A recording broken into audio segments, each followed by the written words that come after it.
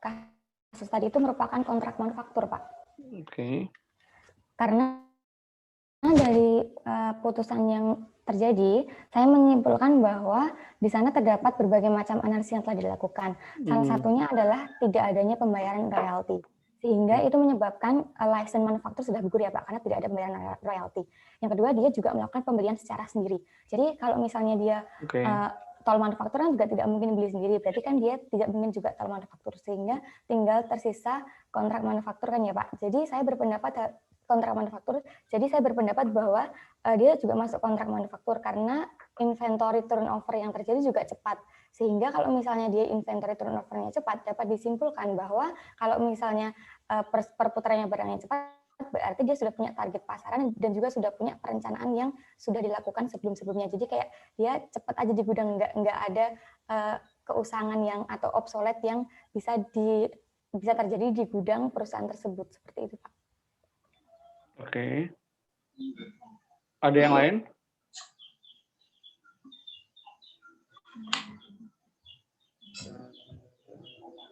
Teman-teman, gimana? Selain Yuriska, apa pendapatnya tentang kasus tersebut?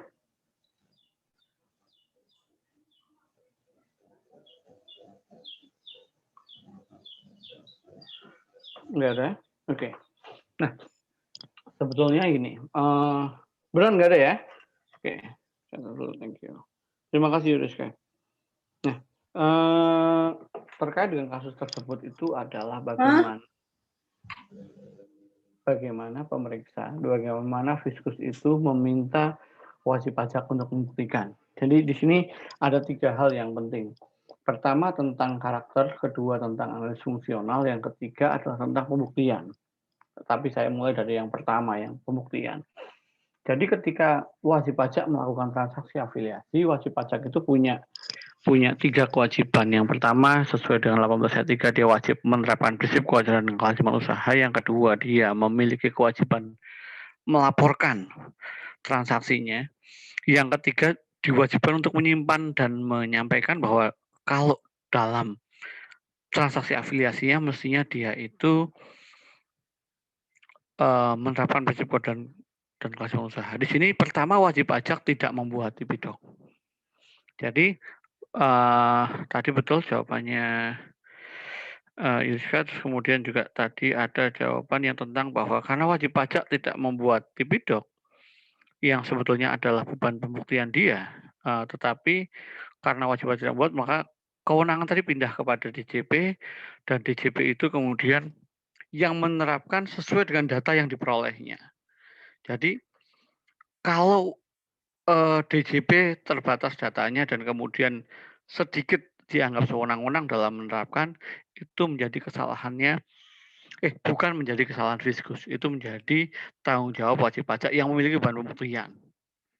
Karena kalau dalam transaksi afiliasi, beban pembuktian itu tidak kemudian otomatis menjadi beban Fiskus. Meskipun di Undang-Undang KUP itu dinyatakan bahwa kalau DJP memiliki bukti bahwa pajak yang terutang tidak sebagaimana yang disampaikan oleh wajib pajak, maka dapat menetapkan dalam waktu 5 tahun. Tetapi buktinya sendiri tidak akan kebayang kalau misalnya teman-teman ingat kemarin contoh Tama Biliaris dan teman-temannya, itu kira-kira apa yang harus dibuktikan adalah bahwa Fiskus sudah meminta buktinya, dan ketika WIB nggak ngasih bukti, maka itu buktinya. Kedua tentang analisis fungsi sudah saya coba share ya. Kita diskusikan bersama sedikit. Nah, mana ya? Bagaimana caranya sampai pada hal yang bersangkutan. Jadi yang saya share itu adalah putusan yang sudah diterjemahkan oleh siapa namanya, oleh Sekretariat Pengadilan Pajak. Jadi bukan putusan maafnya, resumnya. Yang agak menarik adalah sampai sekarang tuh saya belum nemu putusan pengadilan pajak yang di website itu yang memiliki tabel ini, memiliki tabel dari analisis fungsi sebetulnya. Nah, di sini dinyatakan menurut Viskus, sebentar saya baca aja. Tadi ada yang menurut WP, mana yang menurut WP ya?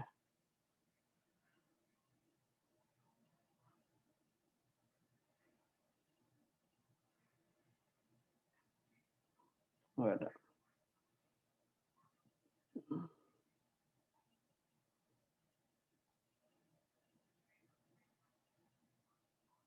Oke, ada. Ya.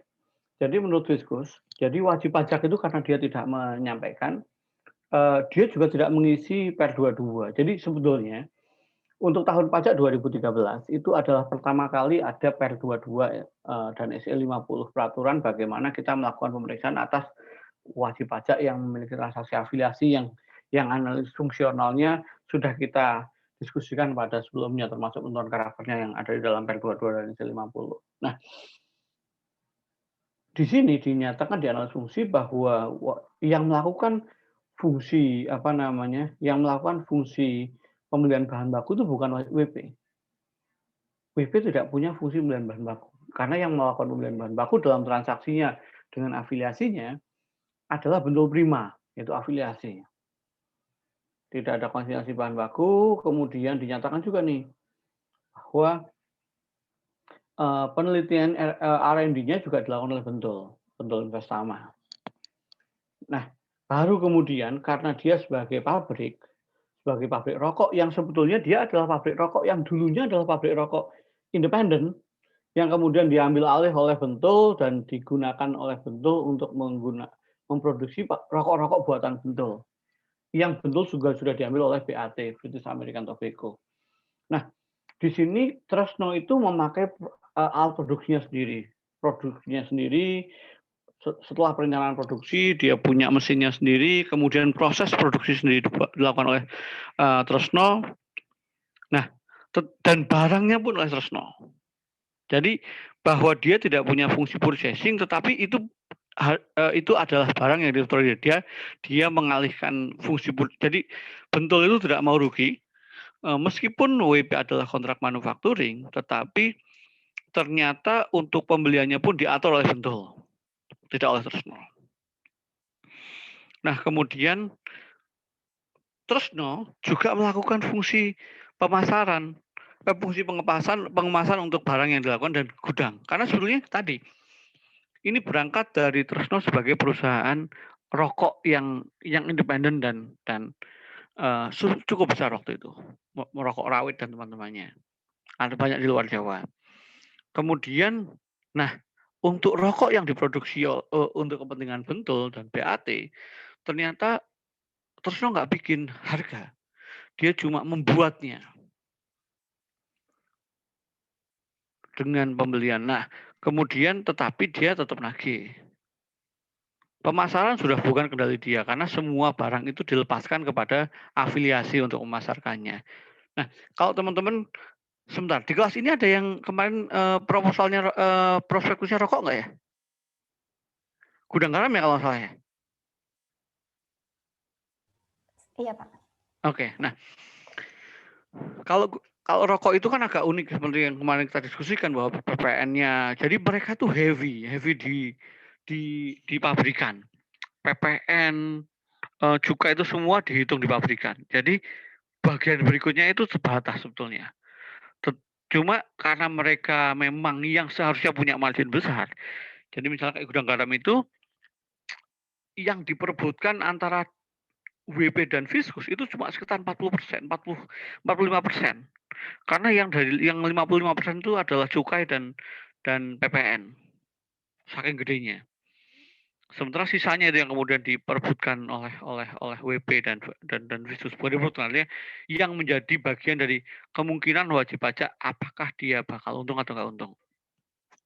Nah, QC-nya oleh Tresno sendiri karena Tresno memang yang bertanggung jawab atas pekerjaan itu.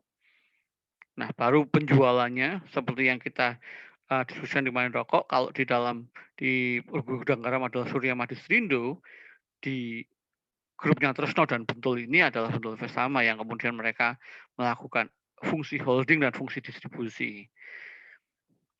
Nah, di sini tentang aset tidak berwujud. Jadi kalau untuk rokok yang diproduksi oleh Tresno, yang Rawit dan teman-temannya, dia adalah full fledged manufacturing. Tetapi untuk rokok terkait dengan penjualan rokok merek Bentul dan BAT, dia adalah kontrak manufacturing. Nah, ini agak unik nih. Terus apa namanya bahwa risiko ini kok fiskusnya agak kepleset ini mestinya ada dua hal yang mestinya. Pertama, kalau kita bicara masalah analis fungsi, sebentar saya ini. Di sini mestinya ini WP, ini nama pihak afiliasi kalau bisa dibikin banyak. Jadi terus ada BP, ada BNI, ada BAT. Jadi supaya ketahuan sebetulnya fungsinya paling banyak di mana. Karena begitu kita buka semuanya dalam kolom-kolom, akan ketahuan siapa yang punya fungsi paling banyak sebetulnya. Dan tidak kemudian hanya WP dan afiliasi. Karena begitu WP dan afiliasi, seolah kalau WP-nya cuma satu dan afiliasi cuma satu sih, mungkin bisa dihitung. Tapi kalau afiliasi 3, pasti WP menjadi sangat sederhana. Nah, ini analis fungsi. Dan karenanya menurut WP dia adalah full fledged manufacturing dalam diskusinya. Sementara buat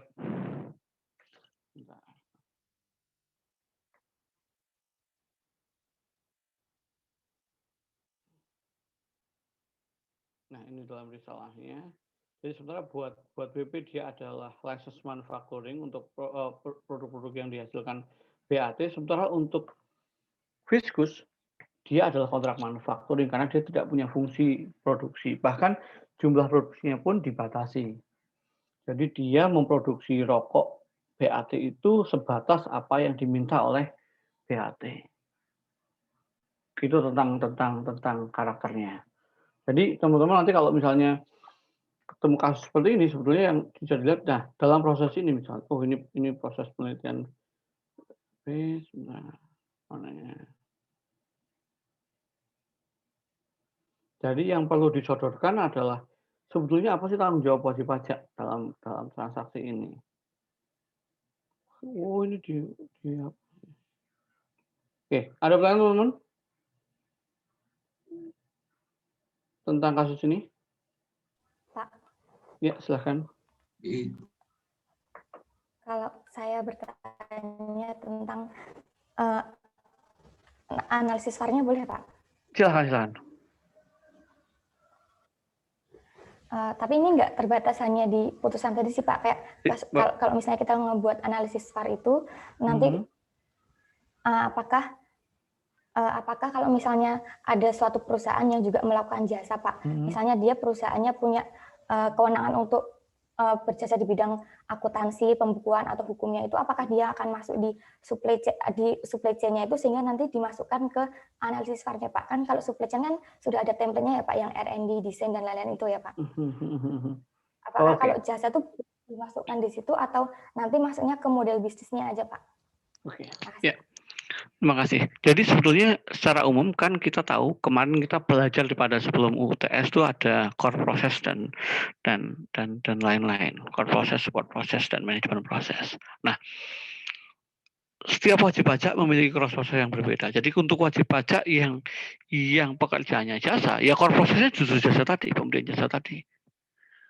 Jadi ketika kita ngomongin rantai supply tadi akan dibuat berjenjang.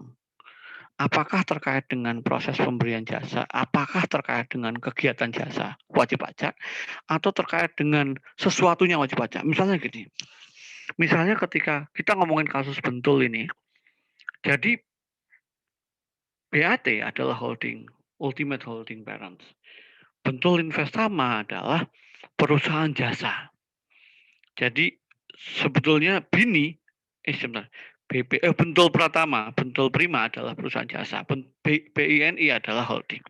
Nah, ketika kita bicara masalah sebentar, mana ya gambar besarnya?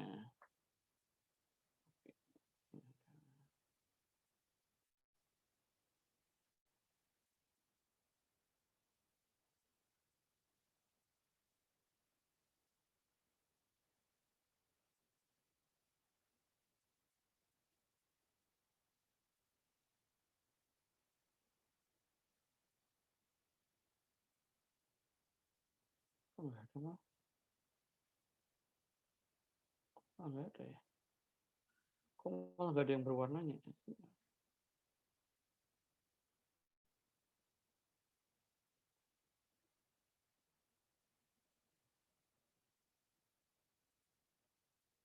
Jadi ini agak lucu kasusnya. Jadi saat diperiksa itu wajib pajak sudah tidak memproduksinya. Jadi ini rokoknya rokok downhill. Tapi saat diperiksa sebetulnya wajib pajak itu sudah tidak melakukan produksi atas perusahaan. Nah, misalnya dalam kasus ini. Nah, dalam kasus ini misalnya ketika kita bicara masalah PT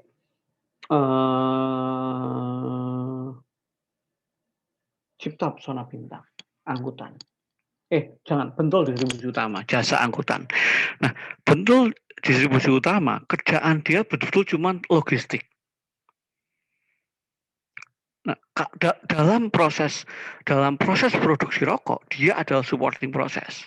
Jadi kalau di rantai supply, nanti ada kegiatan pengangkutan dilakukan oleh bentul distribusi utama. Tetapi kemudian ketika kita bicara masalah proses jasanya sendiri, angkutan, core prosesnya adalah siapa yang punya mobil, siapa yang punya sopir, siapa yang punya risiko ditilang, siapa yang punya izin angkutan, itu semua bentuk distribusi utama. Jadi kegiatan utamanya justru di situ, dalam rantai suplai pengangkutan. Tetapi dalam rantai suplai rokok secara keseluruhan, memang yang namanya bentuk distribusi adalah perusahaan supporting. Jadi template yang ada di dalam PR22 sebetulnya adalah template bicara tentang wajib pajak yang mestinya dibuat per level. Per level dalam arti ketika wajib pajak punya fungsi produksi, maka fungsi produksi tadi dibayangkan, oh ini prosesnya. Terus kemudian ketika wajib pajak memiliki fungsi distribusi tadi mesti dibayangkan, oh yang dilakukan itu apa. Jadi template itu memang penyederhanaan dari analis fungsi. Bicara kalau kita ngomong analis fungsi kan adalah from concept to customer. Bagaimana sebuah produk dibayangkan mulai dari idenya, makanya kemudian salah satu yang pertama dicari, tanyakan adalah bagaimana R&D-nya, siapa yang melakukan. Sampai kemudian to customer, bagaimana barang tadi sampai di customer, bagaimana penagihannya, bagaimana garansinya, dan seterusnya. Tetapi itu tidak kemudian menjadi sangat rigid. Yang agak lucu memang kadang-kadang teman-teman Fiskus ketika membaca tabel dalam SE50 itu kemudian semuanya dituangkan. Jadi kayak masa kasus ini tadi. Jadi bagian konsinyasi produk pun dimasukkan. Padahal sebetulnya ketika itu tidak applicable untuk wajib pajak, ya mestinya nggak usah dimasukkan.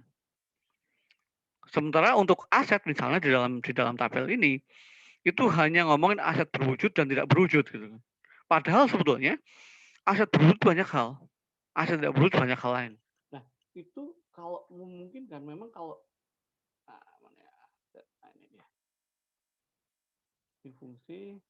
Jadi ketika kita ngomongin aset, ternyata wajib pajak itu, nah dia itu tidak ini udah mendingan ini bagus nih. Nah mestinya gini. Nanti kalau teman-teman lihat di dalam S50 semua aset berwujud tidak berwujud. Karena waktu itu kita tidak betul-betul tahu kira-kira aset berwujud atau tidak berwujud apa yang ada di WP. Nah ini sebenarnya udah terjemahan dari SE50 dengan cara yang lebih lengkap. Jadi saya. Ada lagi?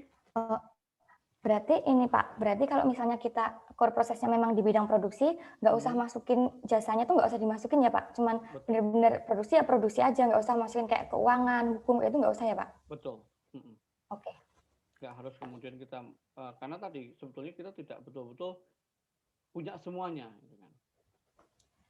Lalu untuk yang pihak ketiga yang independen itu harus ditulis semuanya juga nggak Pak kalau dalam bidang skemanya Pak? Nah, atau nggak usah?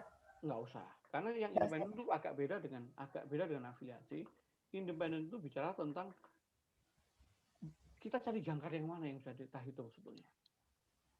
Karena gini, misalnya ketika wajib pajak sangat heavily sama transaksi afiliasi. Satu-satunya pihak independen adalah pegawainya. Jadi gini, jadi satu-satunya pihak independen yang wajib bertransaksi adalah pegawai. Dan ternyata gaji pegawai itu, remunerasi pegawai itu sekitar 4%. Kan? Padahal lazimnya perusahaan serupa 10%. Maka kita bisa atribusikan kita proyeksikan 4% tadi ke arah 100%. Oh, jadi mestinya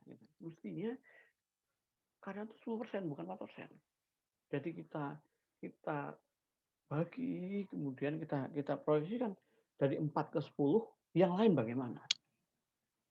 Jadi 6 ruang 4% tadi kemudian bisa kita terjemahkan ke dalam transaksi afiliasi. Karena kenapa? Karena yang 4% itulah yang satu-satunya independen di dalam transaksi wajib pajak dengan afiliasinya. Jadi wajib pajak kemungkinan punya transaksi sebesar 10/4% berarti ya. 10/4 berarti 2,5 kali lipat daripada yang sebelumnya dinyatakan. Jadi kalau misalnya di dalam S50 itu kan dinyatakan nih yang namanya yang oke.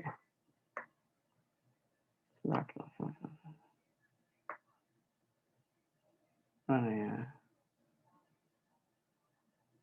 Nah,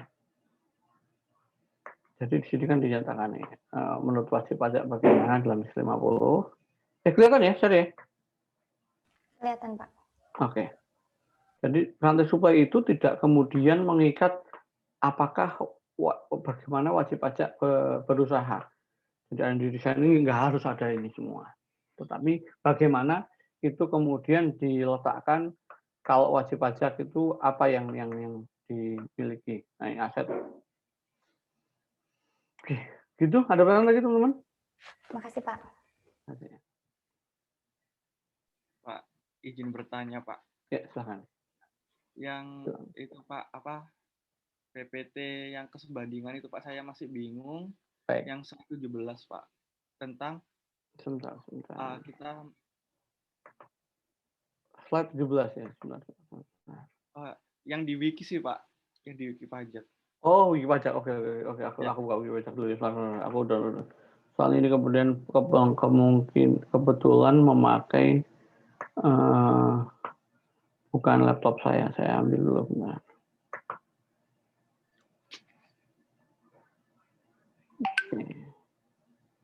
Bentar ya.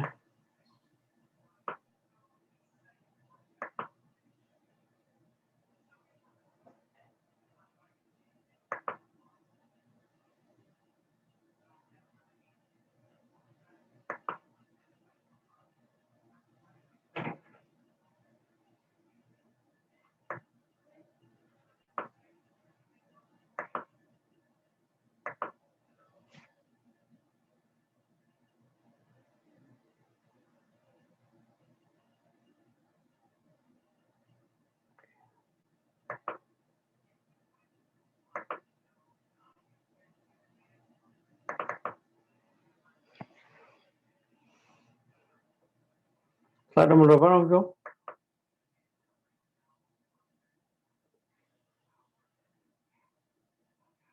Slide nomor 17 ya? Iya, slide nomor 17, Pak.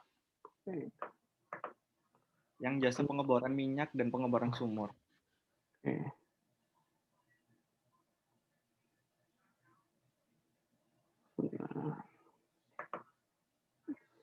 Oke. Ya, gimana? Nah, saya itu masih ragu aja sih, Pak. Kan kalau jasa pengeboran minyak itu kalau dari analisis kan emang ini sama ya, Pak, dari VAR-nya. Tapi kalau kayak di kehidupan sehari-hari itu kan biaya jasa pengeboran itu lebih banyak cost-nya daripada jasa pengeboran sumur gitu, Pak. Apakah ada unsur lain yang menyebabkan kalau jasa ini tuh sebenarnya tuh nggak sama gitu loh, Pak? Oke, baik. Nah, ini akan tergantung dari siapa yang akan menanggung risiko tadi. Jadi sekali lagi, kemudian ketika wajib pajak sebetulnya adalah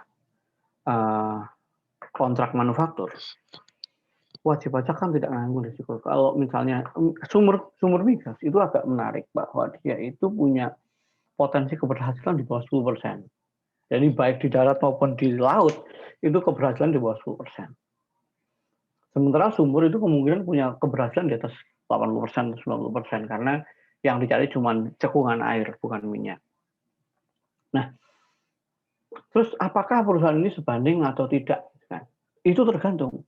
Kalau memang fungsinya sama-sama kontrak manufakturing sebanding, dia nggak nanggung risiko ada minyak apa nggak ada minyak. Yang dia miliki adalah yang perbedaannya adalah pada skalanya. Sumur air adalah skalanya ya skala rumahan.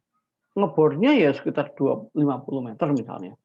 Sementara sumur minyak bisa 500 meter. Jadi kalau kita bicara masalah cost, ya cost-nya beda, ya beda. Itu beda di skala. Tetapi cuma beda di skala. Sementara mesinnya sama, alatnya sama, prosesnya sama. Nah, yang beda lagi apa? Yang beda lagi mungkin nanti sertifikasinya dan seterusnya. Tetapi itu lebih pada skalanya.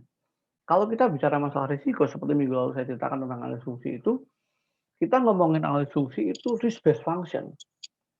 Di mana wajib pajak menanggung risiko apa enggak. Kalau wajib pajak memang tidak menanggung risiko, artinya kamu itu cuma ngebor Schlumberger misalnya, nemu minyak, nggak nemu minyak, ya akan dibayar dengan jumlah yang sama. Nemu minyak dibayar segitu, nggak nemu minyak juga dibayar segitu. Kenapa? Karena yang harus nanggung adalah perusahaan migasnya, entah Exxon, entah Total, entah Pertamina. Mereka nggak punya risiko. Itu terkait dengan kesamaan. Nah, perbedaannya apa? Perbedaannya tadi beda kalau ternyata kemudian dia punya risiko lain. Nah, di dalam kasus yang lain justru memang agak beda. Ketika kita lihat misalnya Halliburton. Halliburton Indonesia itu punya proyek dengan let's say kita sebutlah misalnya mobil oil. Dia punya proyek, dia harus membuat cementing tadi apa yang dibor di semen dengan semen khusus. Alatnya diambil dari luar, di mana rig itu ada. Misalnya dari Filipina. Datang ke Indonesia, Halliburton Indonesia lah yang mengelolanya, mengantarkannya. Kemudian pihak yang melakukan pengeborannya, konsultannya adalah perusahaan lain, Deck Solution dan seterusnya. Terus yang mengerjakan pengeboran orang lain lagi. Nah, kira-kira Halliburton Indonesia itu fungsinya apa dalam proses ini? Dia adalah perusahaan peralatan canggih minyak. Dan apakah kita bisa membandingkan dengan perusahaan pengeboran minyak yang lain? Dalam konteks transaksi ini? Enggak. Dalam konteks transaksi ini, fungsi dia itu sama dengan fungsi Antoraja atau Tiki. Dia bahkan tidak punya fungsi pengeboran. Nggak punya fungsi cementing. Karena di fungsi dia meskipun namanya Halliburton Indonesia, tetapi dia ternyata fungsi cuma nganter-nganter barang. Cuma ngambil barang dari Halliburton Filipina, ngurus dari pelabuhannya, membawa rig itu tadi ke tempat lokasi kerja, dah. Nanti yang mengerjakan orang lain lagi. Nah, kalau kayak gitu, fungsi dia itu kan sama dengan Tiki atau freight forwarder. Mestinya laba dia sebanding dengan itu. Dan karenanya dia nggak boleh rugi. Yang nggak menarik di Indonesia itu beberapa perusahaan seperti itu rugi. Kenapa? Pak, kami itu kan risiko tinggi. Risikonya di mana? Kamu cuma nganter-nganter. Tukang nganter kan nggak boleh nanggung risiko barang. Ini sama aja seperti teman-teman pesan GoFood, kemudian makanannya nggak enak, teman-teman nyalain GoFoodnya. Lah, bukan saya Pak yang masak itu ya restorannya. Gitu. Bahwa makanan ini nggak enak, ya bukan saya. Kalau makanan ini misalnya let's say cake berantakan, ya betul fungsinya GoFood tadi, Gojeknya tadi yang salah karena mestinya nggak berantakan bentuknya. Karena fungsi dia adalah memastikan bahwa barang yang diantar sampai dengan selamat. Tetapi enak tidak enak makanannya, basi tidak basi makanannya, itu di luar fungsinya si GoFood. Dalam jasa pengemburan minyak, sama. Adanya risiko tinggi itu kalau dia tidak dibayar, kalau minyaknya nggak ketemu. Nah, itu yang tidak boleh. Kenapa? Karena dia tidak punya fungsi untuk mencari tahu minyak. Fungsi dia tuh cuman begitu ada titik bor, dibor. Kenapa? Iya, karena dia tidak punya geolog untuk menentukan ada minyak atau tidak minyak. Kalau misalnya gini, tentang tadi contoh di kasus ini, misalnya tentang minyak, tidak ada fungsi di dalam proses bisnisnya WP ini terkait dengan pencarian minyak. Yang adalah titik bor, lokasi yang akan dibor, dan dia akan bor dengan keahlian yang dia punya. Bedanya adalah misalnya dengan sumur biasa adalah misalnya, oh Pak, kalau kami ngebor di bawah laut, itu kita siapa tahu ketemu es. Jadi ada di bawah laut tuh ada, saya lupa namanya. Jadi itu ada gas yang karena tekanan dia menjadi es batu, menjadi beku, dan kemudian itu yang agak unik, butuh bor khusus, butuh treatment khusus. Nah itu yang berbeda. Tetapi hasilnya nggak ada bedanya. Gitu ya Noviko ya. Siapa? Kebayang. Kebayang, Pak. Nah, berarti maaf, mau Iya. konfirmasi lagi ya. Berarti kita lihat itu ya Pak, core sama karakteristiknya dulu, seperti itu ya Pak. Betul. Oke. Intinya adalah kita harus lihat apakah WP itu memang seharusnya menanggung risiko itu atau tidak. Tergantung dari dia itu apa. Jadi meskipun dia adalah perusahaan pengeboran minyak, kalau dia tidak punya fungsi melakukannya, ya bukan dia yang melakukannya. Dan dia nggak akan menanggung risiko itu. Gitu ya. Oke, Pak. Terima kasih Pak. Ada lagi? Pertanyaan teman-teman?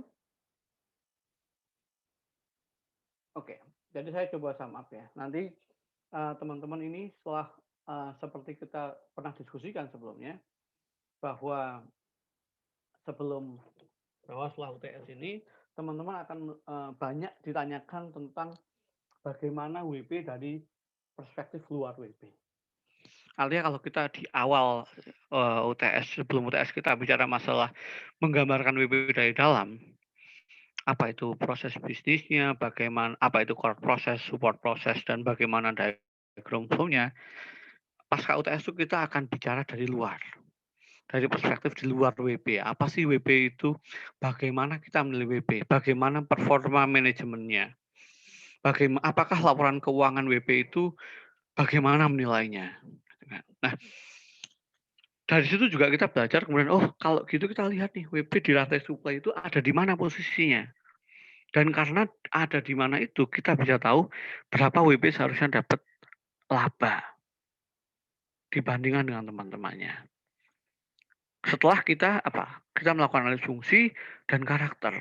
Satu hal tentang fungsi dan karakter ini tidak harus kemudian terkait dengan transaksi afiliasi.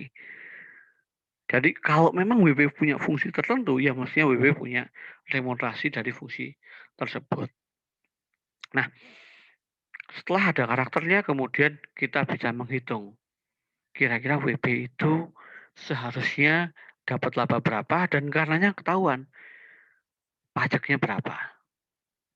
Nah, ada tambahan satu materi, yaitu tentang e-commerce. E-commerce itu lebih pada bahwa teman-teman mesti membayangkan, memisahkan antara barang yang antara wajib pajak yang bertransaksi online murni, artinya bukan tentang barang, itu adalah bisnis yang online dari awal, atau bisnis offline yang di-online-kan.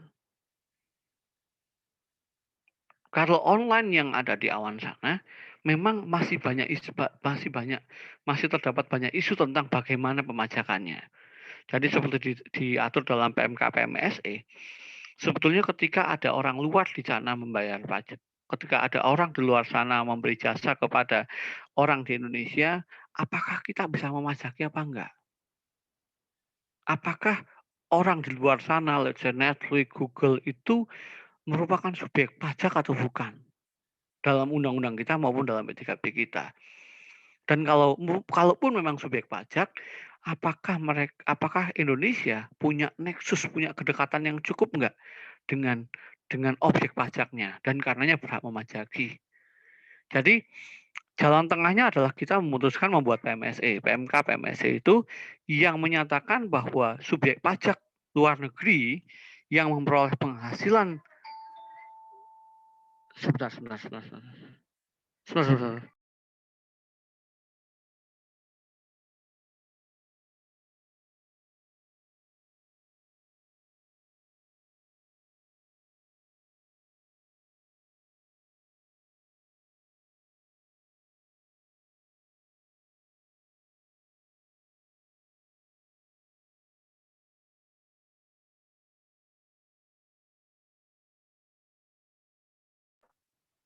Maaf ada iklan.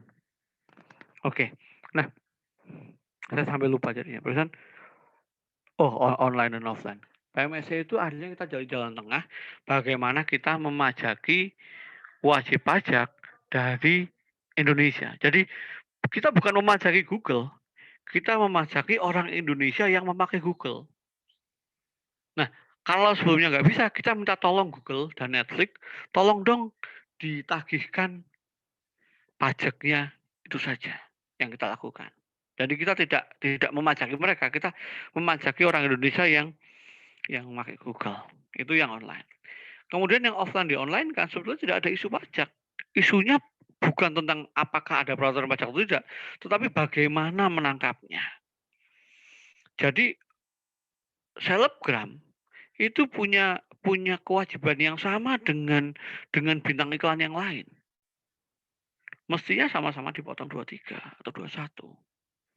Tetapi isunya adalah bagaimana menangkapnya, bagaimana mengetahui hitung-hitungannya, itu isunya sih. Tetapi aspek pemajakannya mestinya nggak ada bedanya. Dan paling mungkin adalah ditangkap hilirnya, tambahan kemampuan ekonomis. Gitu.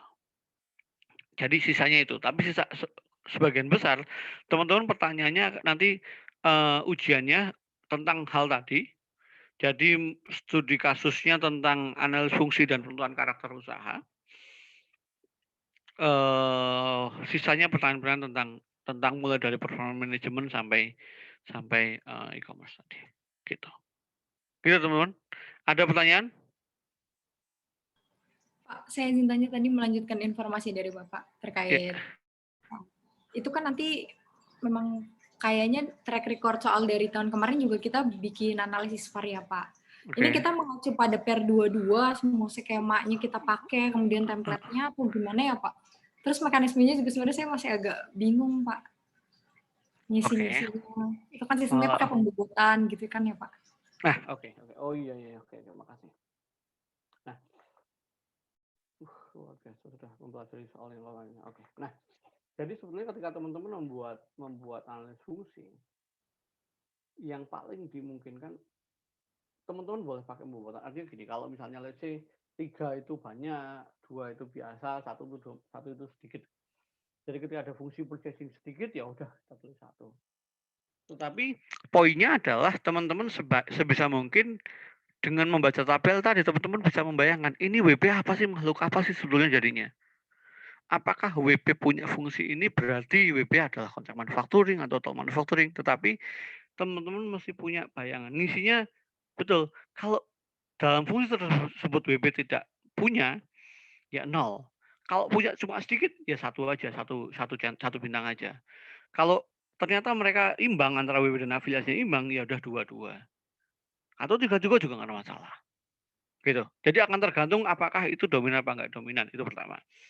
Jadi analis VAR itu teman-teman mencoba melihatnya lebih pada apakah harus template per 22? Enggak.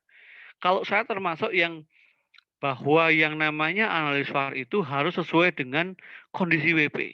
Jadi kalau WP memang tidak ada dalam transaksinya, tidak ada hubungannya dengan konsinyasi, ya nggak usah ditulis. Ini B ini hilang aja. Kalau WP dalam transaksinya nggak ada ekspornya, transaksinya domestik semua, ya nggak usah ngomong tentang itu. Kalau WP kemudian bukan perusahaan yang harus ngomongin tentang trial produk, yang nggak usah ditulis. Jadi teman-teman harus ngeh nanti saat ujian itu ada 2 constraint. Yang satu knowledge constraint, yang satu time constraint. Jadi ada hambatan pertama masalah pengetahuan ini yang mana, yang kedua waktu. Nah, dalam ujian open book yang paling berat adalah waktu. Jadi sekali lagi saya coba tekankan ke teman-teman, kalau nanti saat ujian itu sebisa mungkin manfaatkan waktu dengan sangat baik. Ya.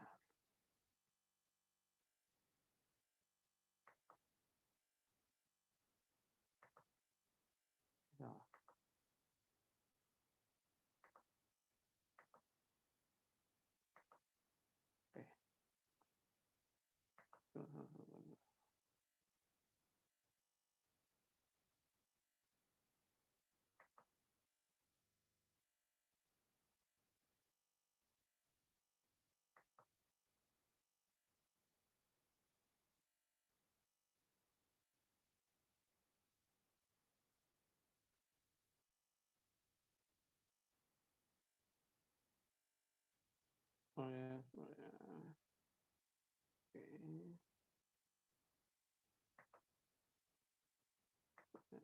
Sampai sebelum menyelesaikan absensi.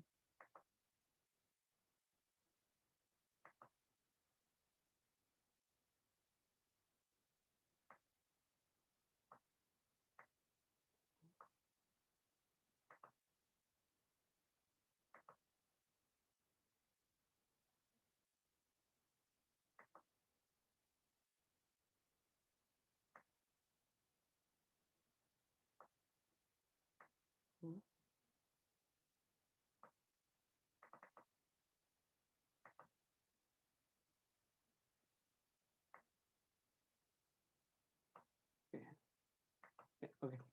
Nah, jadi nanti kalau teman-teman dapat soal, dibagi waktunya. Jadi sebisa mungkin yang nilainya besar itu dapat alokasi waktu yang banyak. Jadi seperti kemarin itu beberapa teman-teman yang hasilnya mungkin tidak cukup membedakan dibanding yang lainnya. Harusnya teman-teman nilainya udah bagus semua, tapi yang tidak cukup mengembirakan dibanding teman-teman yang lain itu kebanyakan karena waktu, karena alokasi waktu, yaitu teman-teman pada bagian pertama tulisannya bagus banget, udah kayak batik lah, rapi banget dan lengkap jawabannya. Jadi pertanyaannya ditulis ulang, di highlight, jawabannya runtut. Tetapi begitu bagian kasus yang harusnya dapat waktu banyak dan punya perhatian yang lebih banyak, ada yang kosong sama sekali, ada yang enggak, ada yang jawabannya kelihatan banget waktunya habis, ada yang tulisannya maaf Pak waktunya habis gitu. Jadi saya juga bingung nih kalau waktunya habis, nilainya ya bagaimana ngasih nilainya. Jadi teman-teman pastikan masing-masing soal itu dapat porsi sesuai dengan nilainya. Jadi dan pastikan diisi, jangan kosong. Jadi kalau teman-teman tidak punya ide tentang apa itu isinya, kalian tuliskan apa yang kalian tahu dari soal tadi, dari bab tadi. Jadi ketika misalnya ngomongin karakter usaha, ya kalian bayangkan sebetulnya yang kemarin diomongin tentang karakter usaha itu apa sih? Apa sih? Kenapa kita harus ngomongin karakter ya? Karena kita pengen cari pembanding. Nah itu dituangkan supaya teman-teman punya bayangan, supaya saya punya bayangan saat menilai. Oh ini teman-teman sebetulnya ngeh, tetapi tidak nangkep soalnya. Tidak entah cukup. Jadi dipastikan waktunya cukup, gitu ya. Jadi terkait dengan ngisi VAR, betul. Yang penting dibayangkan WP itu kira-kira dari apa yang diomongin ini WP itu punya fungsinya apa enggak? Nah, fungsi tadi jadi yang menarik dari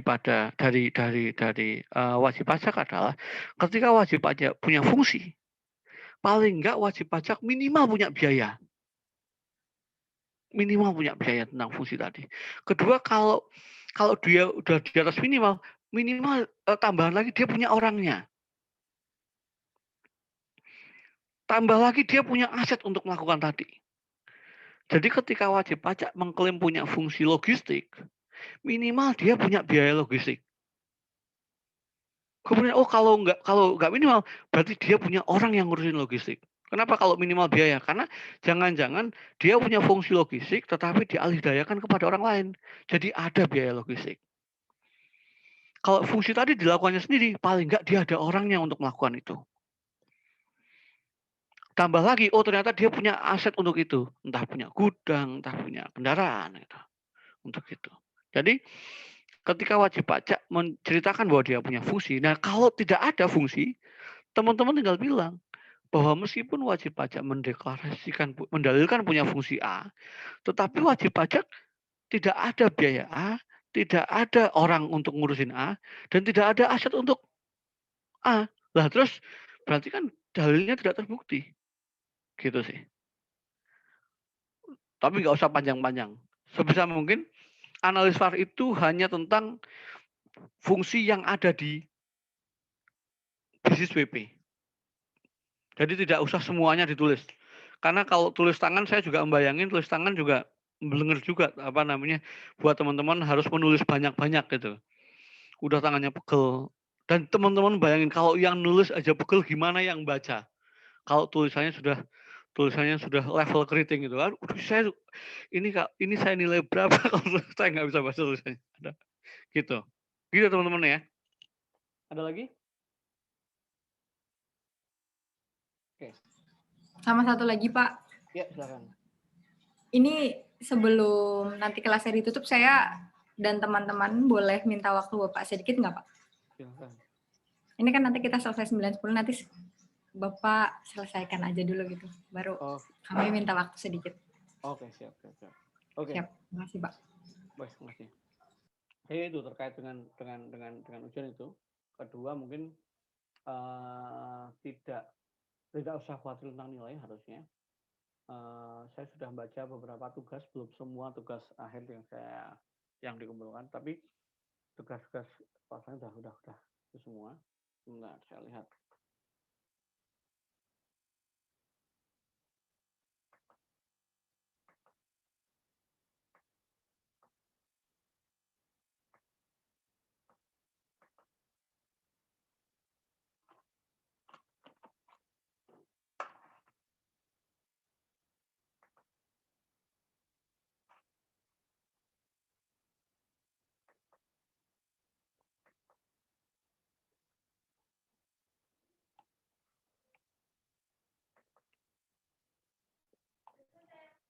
Belum.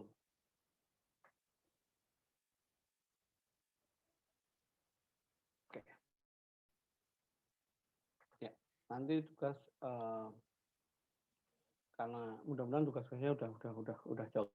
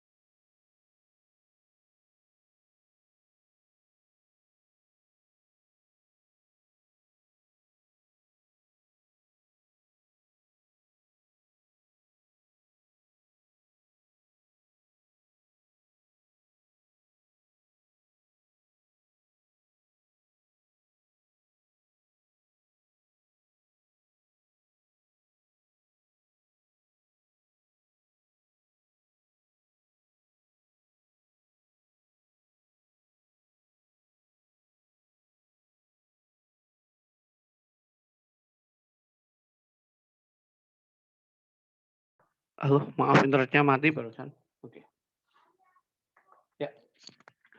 Mungkin itu aja kalau misal teman-teman nggak ada pertanyaan lagi. Terima kasih.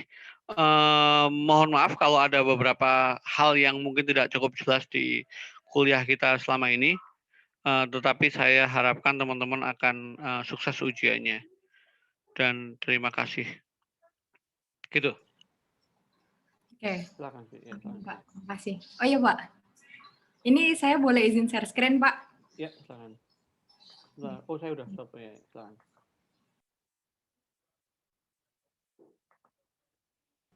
Teman-teman yang lain off cam juga nggak apa-apa.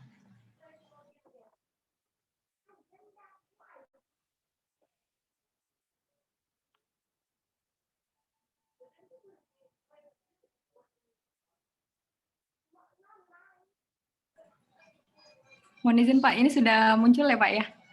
Sudah. Ya, siap.